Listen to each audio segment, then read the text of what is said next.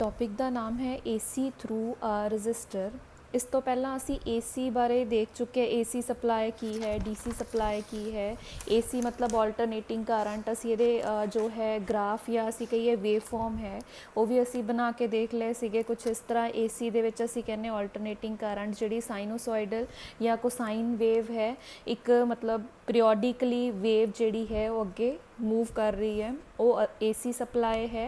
हुण असी की करना है, एक AC सप्लाई नू मतलब ऑल्टरनेटिंग करंट नू किहदे थ्रू पास करवाना है, रजिस्टर दे थ्रू पास करवाना है और फाइंड आउट करना है कि किन्ना करंट इहदे च फ्लो कर रहा है। ये सारी चीज़ असी इहदे च देखनी है। किन्नी EMF होएगी अगर असी E दे नाल डिनोट कर रहे हैं, या किन्ना करंट है। और इस तो इलावा असी की देखना है, ये करंट ते EMF दा ग्राफ प्लॉट करना है। ग्राफ किस तरह का आएगा, वो सारिया चीज़ां असी इहदे अंदर देखनिया है। तो असी इस हुण की करना है, एक ऑल्टरनेटिंग करंट नू किहदे थ्रू पास करवाना है, ऑल्टरनेटिंग करंट नू रजिस्टर दे थ्रू असी पास करवाना है। हुण असी इहनू स्टार्ट किद्दां करना है, पहला असी इत्थे की करना है, एक जो है सर्किट बना लांगे। सर्किट च असी की करना है, एक रजिस्टेंस लगानी है, ठीक है। मतलब एक रजिस्टर लगाना है, ओदी रजिस्टेंस कितनी है R। Consider that a register of resistance R। इत्थे असी रजिस्टर लगा लिया, ओदी रजिस्टेंस कितनी है R। इनू असी कनैक्ट कादे नाल कर देना है, असी एक source of EMF AC source है। तो मैं पहला भी दसिया सी AC सोर्स या AC सप्लाई के लिए असी ये वाला सिंबल लैके चलते हैं। तो असी रजिस्टेंस नू किहदे अक्रॉस लगाना है, ऑल्टरनेटिंग सप्लाई दे अक्रॉस। असी इत्थे सिंबल बना दिता, ठीक है। सप्लाई दे कारण मतलब ये बैटरी है, ऑल्टरनेटिंग करंट जिहदे कारण है, इहदी EMF असी लिख दिती E। हुण असी कहांगे इहदे कारण करंट फ्लो कर रहा है I इन दिस सर्किट। इन जो मर्जी असी डायरैक्शन देख लाँगे किहड़े अकॉर्डिंगली गलवैनोमीटर की हैल्प नाल या एमीटर की हैल्प नाल, तां करंट की असी लैटर सपोज इस डायरैक्शन च है। हुण इस तो बाद की है, स्टार्टिंग इंट्रोडक्शन लिख दी की असी कनैक्ट किया। इस तो बाद असी स्टार्ट किद्दां करना है, ये 4-5 आर्टिकल असी करने हैं। एक आर्टिकल नू अगर असी सही तरीके पहले वाले नू ही समझ लिया तो सब च सेम स्टैप्स फॉलो करने हैं। 4-5 आर्टिकल, एक जिद्दां हुण AC है, रजिस्टर दे अक्रॉस लगाता, फिर इस तरह रजिस्टर की बजाय मैं इंडक्टर लगा दूँगी या कैपेसीटर। सारिਆਂ 'ਚ सेम ही कॉन्सैप्ट लगना है और इसलिए असी अगर एक नू चंगी तरह समझ लीए तो बाकी भी उस पैटर्न 'ਚ अगे चलणगे। हुण गल कादी करनी है, एक तो EMF की, दूजी करंट की। आर्टिकल की स्टार्टिंग कित्थों करनी है, स्टार्टिंग च असी EMF की गल करांगे। नैचुरल जी गल है, क्यों EMF की गल करांगे, जे सोर्स ऑफ EMF है, बैटरी है, वोल्टेज है, तां ही करंट होएगा। तो यदा मतलब असी स्टार्टिंग आर्टिकल की कित्थों करांगे, किन्नी EMF है सर्किट च, उत्थों स्टार्ट करके लेटर ऑन असी डेरीवेशन करके फाइंड कादी वैल्यू, मतलब असी एंड ते करंट का एक्सप्रैशन लिख देना, ठीक है। फिर वो करंट का एक्सप्रैशन तो जो EMF का स्टार्टिंग एक्सप्रैशन है, उन्होंने कोरिलेट करके असी ग्राफ प्लॉट करना, ठीक है। फिर वो जो कंक्लूजन होएगा वो असी फाइंड आउट करांगे। तो स्टार्टिंग कित्थों करनी है, बैटरी या ऑल्टरनेटिंग करंट जो सेंड कौन कर रहा है, EMF। तो असी की कहांगे, लेट द इंस्टेंटेनियस मतलब किसी भी टाइम ते value of alternating EMF। Alternating जरूर लिखांगे क्योंकि असी किहड़े करंट या किहड़ी सप्लाई की गल कर रहे हैं, AC सप्लाई की। तो असी इत्थे की लिख दांगे, E इज़ इक्वल टू, जो कि असी पिछले टॉपिक्स च ऑल्टरनेटिंग EMF का ये वाला एक्सप्रैशन देखा है, सेम एज सच मैं लिख दिता, E is equal to E0 sine omega t. ज़्यादातर असी साइनोसॉइडल लैके चलते हैं, नो डाउट अगर किते को साइन भी लिखा है तो उससे कोई गलती नहीं है। E0 is here peak value of EMF और E जड़ी इंस्टेंटेनियस वैल्यू है alternating EMF। This is the first equation. हुण इहदे च मेन जिहड़ा कॉन्सैप्ट है वो ये वाली लाइन है मेन। ये असी की कर रहे हैं, बेसिकली है कि ये ओम्स लॉ ही है। ओम्स लॉ नूं इन्होंने थोड़ा जिहा डेफिनेशन फॉर्म च लिख दिता। की लिखिया, ओम्स लॉ के अकॉर्डिंगली असी की लिखते सी, V is equal to IR। हुण V की बजाय असी E लिख दांगे, ठीक है। तो अगर असी इनू लिखना होए बाय डेफिनेशन, असी अगर इनू बनाना है तो की लिखांगे, E मतलब की है साडे कोल, instantaneous value of alternating EMF। तो की लिखांगे इस ओम्स लॉ नू, alternating value of EMF is equals to, जो सिंपल लैंग्वेज देखिए तो product of current, instantaneous value of current, alternating current and resistance, ठीक है। या फिर असी I इंटू आर नूं की लिख सकते हैं, पोटेंशियल ड्रॉप, ठीक है। पोटेंशियल ड्रॉप का मतलब की हुंदा, किन्नी वोल्टेज जिहड़ी है ड्रॉप हो रही है जदों करंट इस रजिस्टर के थ्रू पास कर रहा है। मतलब जदों ये रजिस्टर लग गया, रजिस्टर जिहड़ा है वो की कर रहा, करंट नूं अपोज कर रहा, फ्लो नूं अपोज कर रहा, तो बैटरी जिहड़ी है उहदा उन्ना ही असी कहीए कम वध गया जदों अगे असी कहीए एक ऑब्सटैकल आ गया, ठीक है। रजिस्टेंस एक ऑब्सटैकल ही है करंट दे फ्लो लिए, और करंट नूं कौन फ्लो करा रहा है, EMF, बैटरी, ठीक है। हुण असी कहांगे जे इत्थे जिन्नी ज़्यादा रजिस्टेंस है उहदे अकॉर्डिंगली इत्थे जिहड़ी बैटरी है उहनूं पुश जिहड़ा हो ज़्यादा लगाना पएगा कि करंट फ्लो करे।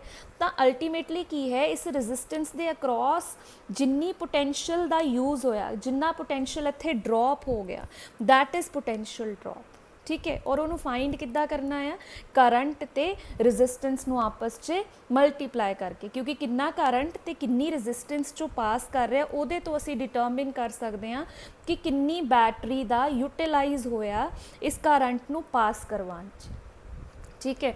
तो यही ओम्स लॉ नूं असी किद्दां लिखना है, V का मतलब इंस्टेंटेनियस EMF कादे कारण है, ड्यू टू सोर्स मतलब जो भी असी इत्थे बैटरी कंसिडर की, इक्वल्स टू हुण I इंटू आर नूं की लिखना है, potential drop, instantaneous value of potential drop किहदे अक्रॉस हो रहा है, क्योंकि इत्थे ही तो ड्रॉप हो रहा है ना, किन्नी पोटेंशियल यूटिलाइज हो रही है, potential drop across the resistance, ठीक है। ये मेन कॉन्सैप्ट है जो असी हर एक आर्टिकल च अगे जो 5-6 करने हैं यूज़ करांगे, ये वाला कॉन्सैप्ट लैके असी अपने दिमाग च चलना, तो ये लाइन हर एक टॉपिक च असी हुण लिखनी है, मतलब स्टार्टिंग सब दी असी इदां ही करनी है, राइट। हुण जे इत्थे रजिस्टर है, जे मैं इत्थे लगाता इंडक्टर, तो असी इंडक्टर लिख देंगे, बाकी सारा कुछ एज सच। हुण इस तो बाद सैकेंड इक्वेशन असी की लिखनी है, फाइंड आउट की करना, E तो स्टार्ट करके कित्थे पहुँचना, करंट की वैल्यू ते। तो हुण असी करंट किद्दां, इस एक्सप्रैशन तो लैफ्ट हैंड साइड ते की लिख देंगे E, ठीक है। राइट हैंड साइड ते करंट कितना फ्लो कर रहा I, तो I ही लिखांगे, किन्नी रजिस्टेंस है जिहड़ी साडे कोल R है, तो ये होगी सैकेंड इक्वेशन। हुण असी फाइंड आउट की करना है करंट, तो करंट नूं एक साइड ते रख लिया, E/R लिख लिया, ये हो गई थर्ड इक्वेशन, ठीक है जी। हुण असी इत्थे की करांगे, E की वैल्यू असी पहली इक्वेशन च लिखी हुई है, E0 sin ओमेगा टी, इत्थे असी सबसीट्यूट कर देंगे, तो I कितना आ गया, E0 sin omega t by R, ठीक है। हुण इस तो बाद असी की लिखांगे, E0 बाय R नूं मैं अलग तो लिख दिता कुछ इस तरह, E0 बाय R नाल लिख दिता साइन ओमेगा टी, ठीक है।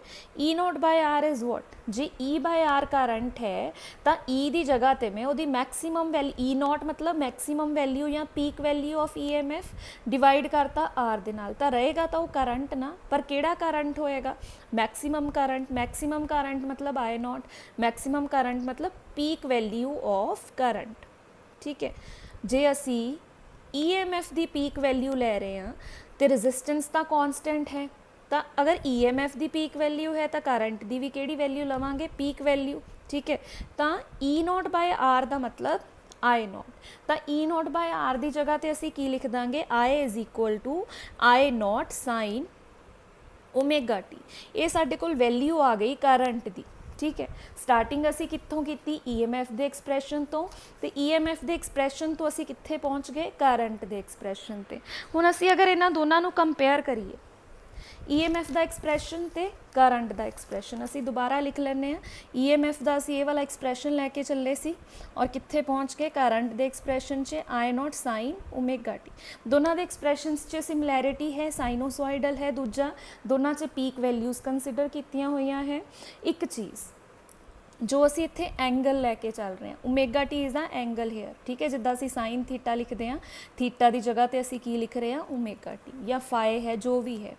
एंगल दे विच अगे असी होर एक्सप्रैशनस करांगे, या तो कुछ प्लस होएगा या तो कुछ माइनस, ठीक है। इत्थे कुछ प्लस या माइनस होएगा, उस एंगल नूं असी फाए लिख सकते हैं, ठीक है। जो भी प्लस या माइनस, फाए नूं असी बोलते हैं फेस एंगल, ठीक है, राइट। हुण असी कहांगे कि इस एक्सप्रैशन 'ਚ ਤਾਂ इदां ਦਾ ਕੁਛ नहीं होया, इस एक्सप्रैशन 'ਚ simple E is equal to E naught sine omega t, I is equal to I naught sine omega t, इस तरह का कुछ भी नहीं सी नाल। ठीक, जे ਤਾਂ ਇਹ ਹੋਏਗਾ ਉਹਨੂੰ ਅਸੀਂ ਬੋਲਦੇ ਹਾਂ ਫੇਸ ਐਂਗਲ।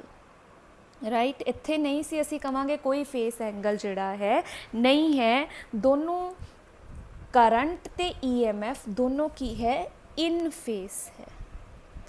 राइट, इनू असी बोलांगे अगर एंगल जीरो मतलब फाई नहीं है तो इट मीनस असी की कह रहे हैं एंगल इज जीरो। जदों एंगल जीरो है तो असी उन्होंने बोलांगे both are in phase to each other. ठीक है, EMF and current are in phase. ठीक है, अगर एंगल होएगा तो असी उहदे अकॉर्डिंगली एंगल नू चेंज करांगे, पर इत्थे एंगल नहीं है तो असी बोल दांगे इन फेस है।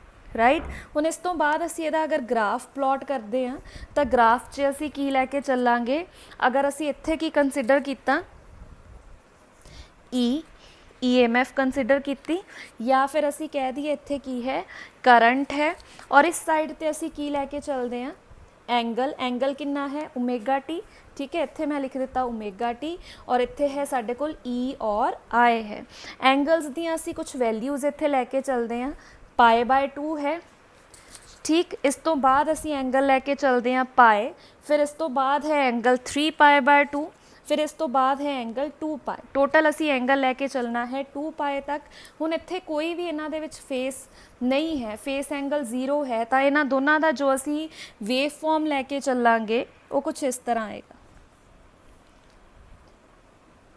ठीक है, ये EMF दा हो गया, और ये उपर ही साडे कोल करंट दा वेव फॉर्म आएगा। सेम कर्व होएगी एक दूसरे दे उपर, और इनू असी बोल दिंदे आ इन फेस।